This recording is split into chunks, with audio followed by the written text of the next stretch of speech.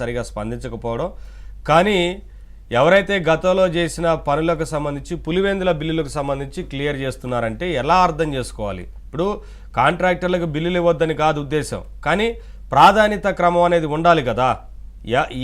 ఏవి ప్రాధాన్య అంశాలు అనేది వాటి లైన్ ప్రకారం వెళ్తారా, లేదంటే వారి అనుయాయులకు, లేదంటే పైనుంచి ఇప్పుడు సార్ చెప్పినట్లుగా ఇంకా ప్యాలెస్ ఆదేశాలను పాటిస్తున్నట్లుగా చేస్తున్నారా?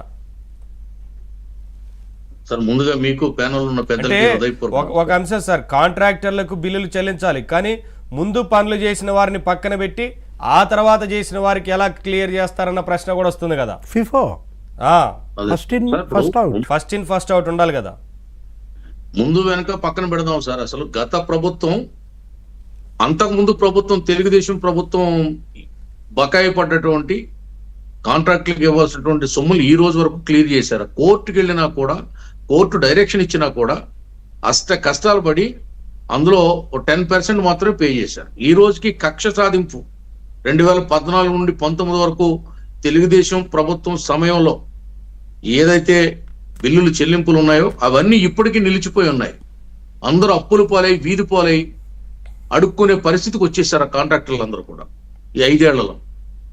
అవి అట్లానే ఉంచి ఇప్పుడేదో ఈ ప్రభుత్వం అవినీతితో చేసినటువంటి ఏదో కొద్దిపాటి పనులకి ఆగమేఘాల మీద అధికారులు 100 కోట్లు బిల్లులు సంబంధిత శాఖ మంత్రులకు తెలియకుండా చెల్లిస్తున్నారంటే అంటే ప్రభుత్వం అంటే వీళ్ళకి ఎంత అపహాస్యంగా ఉంది.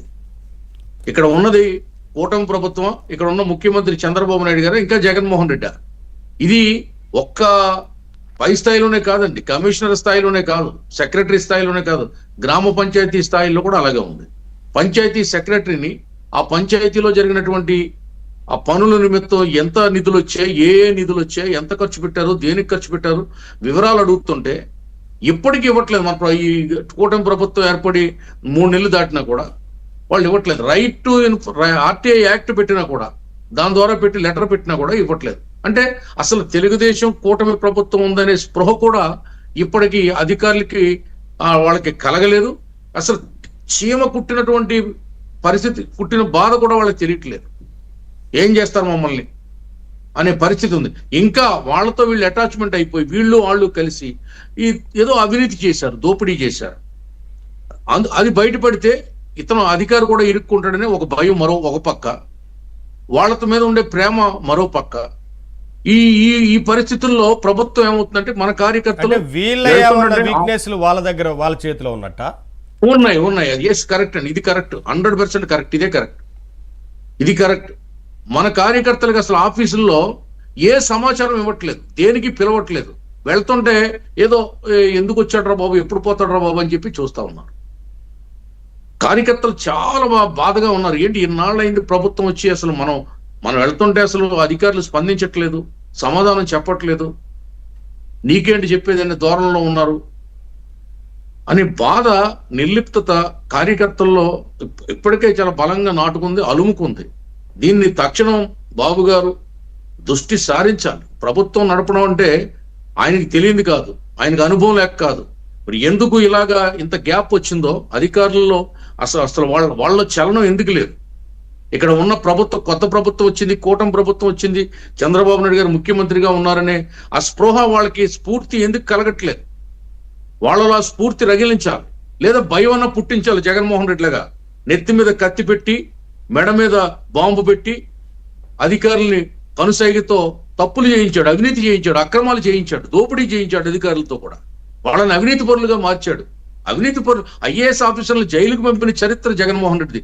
అతని మాట విన్నారు సార్, కానీ ఆయన తీరు మార్చుకోలేదు. మళ్ళీ ఆయన అప్పుడు అంతకు ముందు ఒకసారి అట్లా జరిగినా జగన్మోహన్ రెడ్డి అధికారంలోకి వచ్చిన తర్వాత మళ్ళీ అదే రకంగా వ్యవహరించారు. అవునండి, అంటే డబ్బు కావాలి వీళ్ళకి, అధికారులకు డబ్బు కావాలి. డబ్బు కావాలంటే అవినీతిపరుడైనటువంటి పరిపాలకుడు కావాలి, పాలకుడు కావాలి. అప్పుడు దోచుకోవడానికి, దండుకోవడానికి, జేబులు నింపుకోవడానికి, ఇల్లు నింపుకోవడానికి బాగుంటుంది వాళ్ళకి. ఇక్కడ ఫిల్టర్ అయ్యేటప్పటికి, ఇక్కడ కొంచెం టైట్ చేసేటప్పటికి వాళ్ళకి బాధ వస్తుంది. అందుకే ఆ అధికారుల వల్ల ఈ అభివృద్ధి అయినా, లేకపోతే సమాజంలో ఆ జరగాల్సినటువంటి పనులు ఏమైనా, మంచి పనులు ఏమైనా ఉన్నాయి నిలిచిపోతున్నాయి, ఆలస్యం అవుతుంది, కారణం అధికారులండి. ఇలా అంటే తప్పు అంటారు చాలా మంది. తప్పు కాదు, నిజం. ఈ ప్రజాస్వామ్య వ్యవస్థలో రాజకీయ నాయకుడి కంటే చాలా ప్రమాదకారిగా మారినటువంటి వ్యక్తి ఎవరంటే ఉద్యోగి అండి.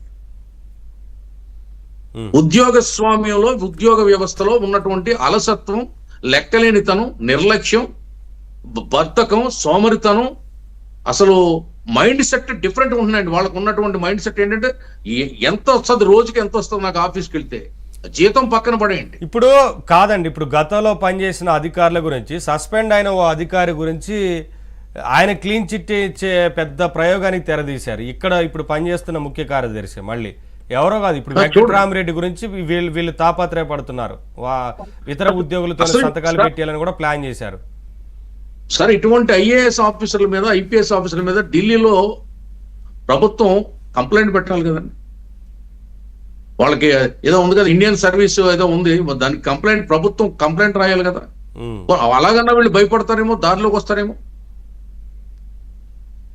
ఈ చాలా దుర్మార్గంగా ఉంది సార్. అసలు ఇది ఒక్కసారి కళ్ళు ఎర్రజేయాలి చంద్రబాబు నాయుడు గారిని కోరుకుంటున్నాం. కన్ను ఎర్రజేసి అసలు ఏంటి మీ సంగతి చెప్పండి అని చెప్పి వాళ్ళని ఒక దారిలో పెట్టకపోతే ప్రభుత్వం రాను ఇప్పటికే కార్యకర్తలు ఒక రకమైన అసహనం, నిర్లిప్తత చోటు చేసుకుంటున్నాయి. ఇంకా అలాగే ముదిరింది అనుకోండి, ఒక 6 నెలలు దాటింది అనుకోండి, మన చేతికి చిక్కదు సార్. ఇది ఆదిలోనే దీన్ని తుంచేయకపోతే, మొక్కగా ఉన్నప్పుడే దీన్ని వంచకపోతే ముందు దీన్ని మనం ఏం చేయలేం. ఏ విధంగా జగన్మోహన్ రెడ్డి మీద ప్రజల్లో తీవ్రమైనటువంటి అసంతృప్తి అలా రాజుకుని అది తారాస్థాయికి వెళ్ళిందో, మన ఇక్కడ కార్యకర్తల్లోనే అసంతృప్తి వచ్చేస్తుంది. ప్రజలను పక్కన పెడదామండి.